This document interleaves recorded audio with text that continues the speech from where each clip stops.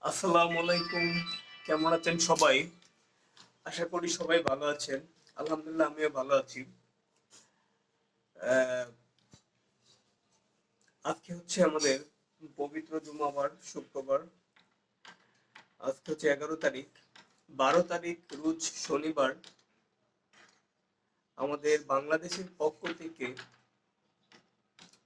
ফিলিস্তিনির পক্ষ হয়ে আমাদের মুসলিম সমাজের অনুষ্ঠিত হতে যাচ্ছে এক দীর্ঘ সমাবেশ।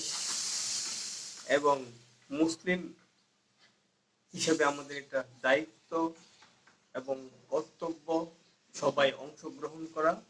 আগামীকাল শাহবাগ অনুষ্ঠিত হতে যাচ্ছে ফিলিস্তিনির পক্ষে মুসলিম সমাজের এক বিশাল মিছিল। সবাই অংশগ্রহণ করার চেষ্টা করবেন ইনশাআল্লাহ।